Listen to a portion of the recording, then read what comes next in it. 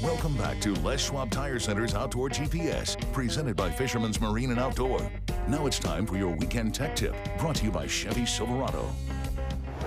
Welcome back, everyone. Thank you for joining us this morning. We're catching up with Sandeep, Nain, and the guys from Fisherman's Marine, just talking about what's been going on for the last year since Sandeep has been the owner, how things are going currently, and now we're going to talk a little bit about what's kind of going forward. Now, it's basically the 1st of September. It's the day that I look forward to year-round, and there's a number of different reasons for that. Well, maybe not, it's just hunting.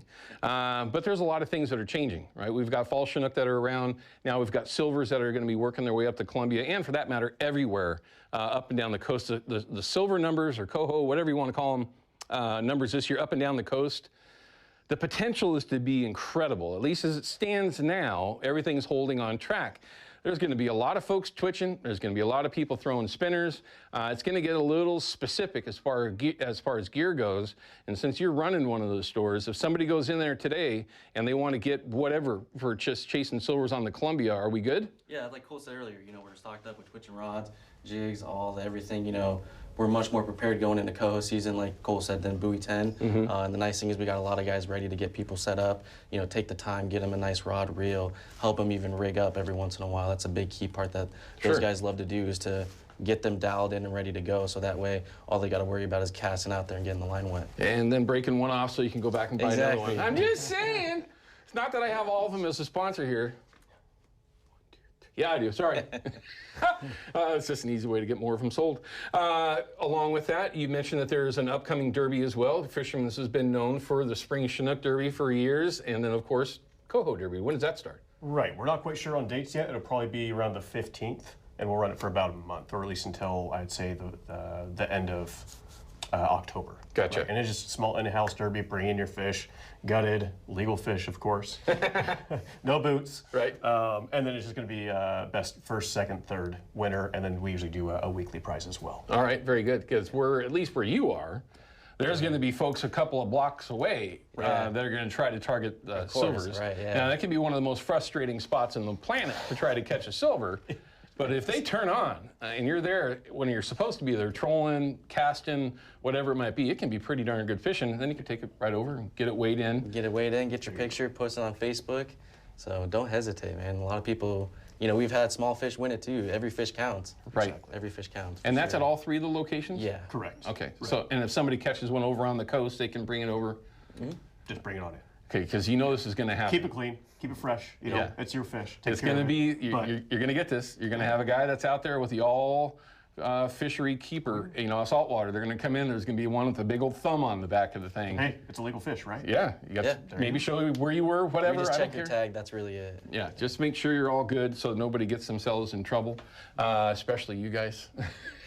We never saw it. We don't know what that thing is.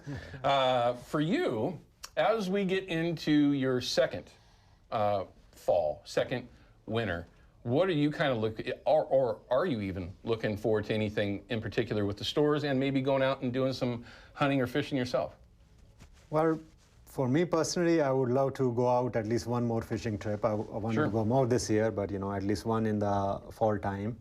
And then at least one duck hunting trip, because I just love that. So last year was your first year for that? Yes, that was. Yeah. And did that kind of lock you in? Get a little? I did, yeah. I just need more time for that kind of stuff. Oh, so yeah, hopefully yeah. 2-3 years if the business gets a little more rolling. Yeah, it's no fun at all, everyone.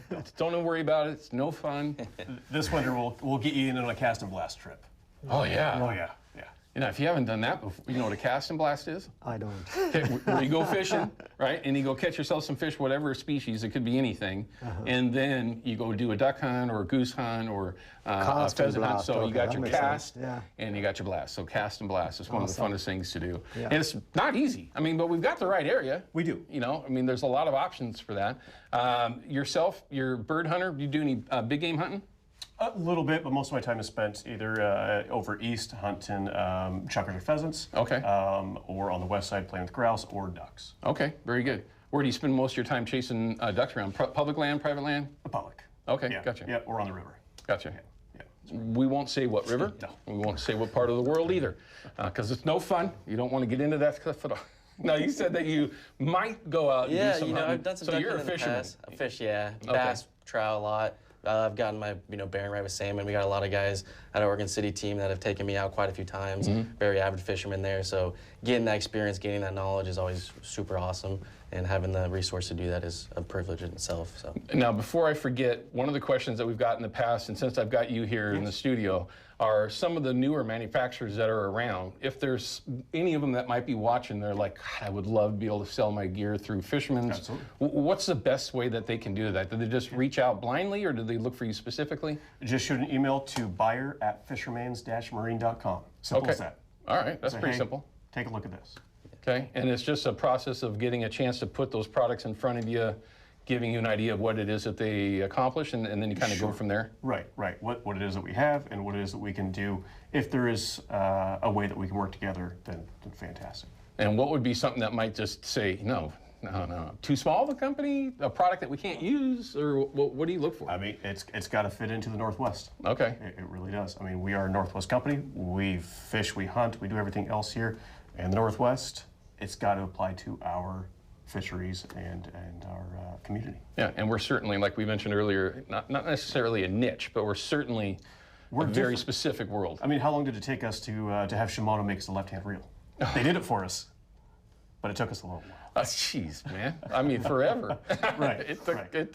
a lot longer now, than these right. guys have been alive, I can promise you that. We have a lot of support, though, from all of our guys, Akuma, Shimano, whoever it may be, though, for Northwest-specific gear. We've got a lot more traction on that recently. Well, I know that there's a lot of folks that are going to wonder, so what, as we go forward, any big changes coming that we can let folks know about, store-wise, website-wise, ways that folks can actually interact with you a little bit easier, or whatever it might be? No big changes, just consolidating or making what we've been working on better now.